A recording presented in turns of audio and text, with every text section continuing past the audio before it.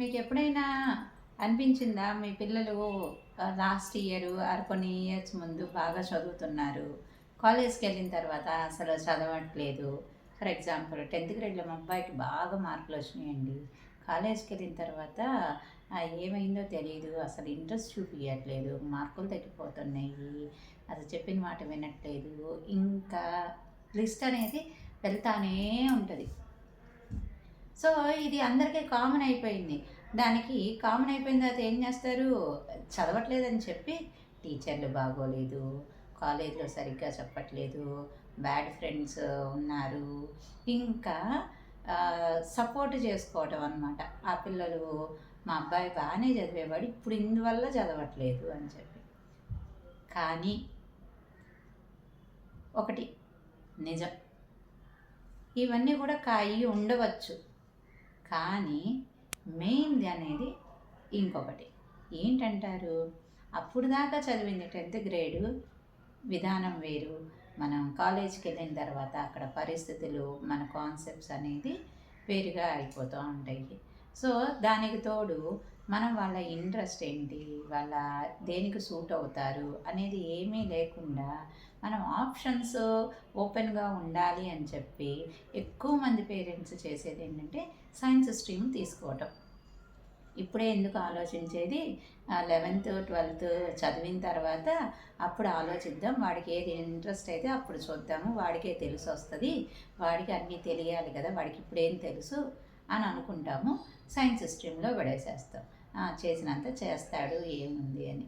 So అదే మనం చేసే మొదటి తప్పు. ఆప్షన్స్ను ఓపెన్లో ఉంచుకోవాలి ఫ్యూచర్కి అని మనము 2 years వెయిట్ చేసి అనేది వాడికి మంచి భవిష్యత్తు ఇస్తుంది అని అనుకుంటాం, కానీ మనం పేరెంట్స్ తెలియకుండానే వాళ్ళకి ప్రెషర్ని అయితే క్రియేట్ చేస్తున్నాం. ఎందుకంటే మ్యాథ్ 10th క్లాస్లో మ్యాథ్ అనేది ఈజీగా ఉంటుంది, తర్వాత కాన్సెప్ట్ డెప్త్ అనేది ఎక్కువ అవుతుంది. బయాలజీ ఒకవేళ మీరు పీసీఎంఏ కాకుండా బయోమ్యాథ్ పీసీఎంబీ కూడా అంటారు, అది తీసుకున్నారనుకోండి ఇంకా డబుల్ వర్క్, అటు బయాలజీ చూడాలి, ఇటు మ్యాథ్స్ చూడాలి, ఫిజిక్స్ కెమిస్ట్రీ ఇవనేది వాళ్ళకి ఒక్కసారిగా వర్కింగ్ అవర్స్ పొద్దున్నుంచి నైట్ దాకా. దానికి తోడు మీరు ఇంకా చదవట్లేదు, మార్కులు తగ్గుతున్నాయని చెప్పి ఇంకా మీరు ఏం చేస్తారు, ఎక్స్ట్రా కోచింగ్కి, జేఈ ప్రిపరేషన్స్ అని చెప్పి, కాంపిటేటివ్ ఎగ్జామ్స్ అని చెప్పి, ట్యూషన్స్ అని చెప్పి డిఫరెంట్ వేస్లో మీరు ఇంకా ఎక్కువ జాయిన్ చేయించేస్తారు.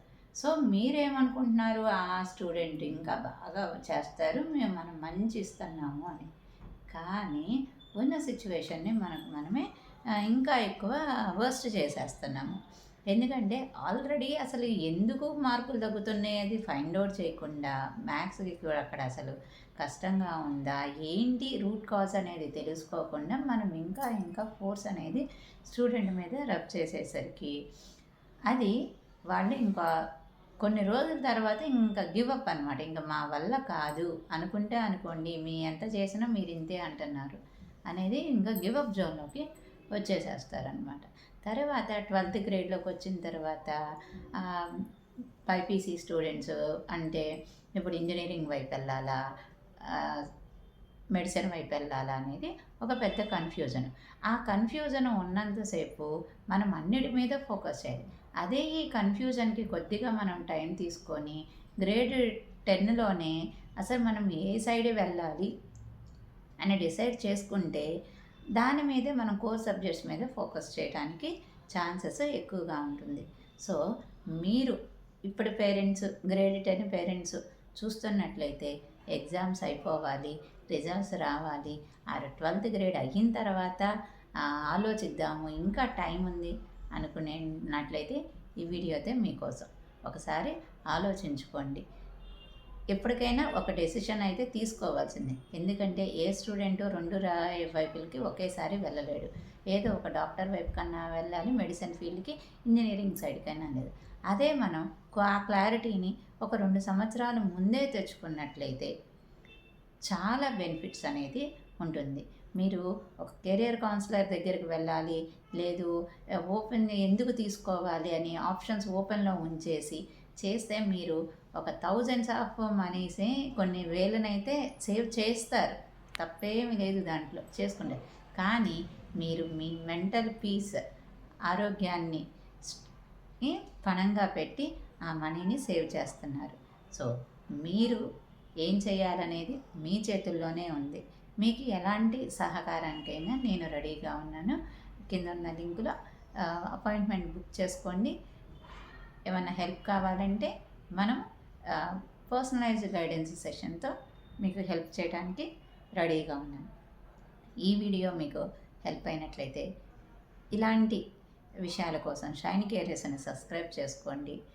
అండ్ ఇంకా మీరు ఇప్పుడు 10th గ్రేడ్గా లేకపోయినా కూడా మీకున్న సర్కిల్లో పేరెంట్స్కి ఇది పాస్ ఆన్ చేయండి. మీరు వాళ్ళకి చాలా హెల్ప్ చేసిన వాళ్ళు అవుతారు. See you in the sessions.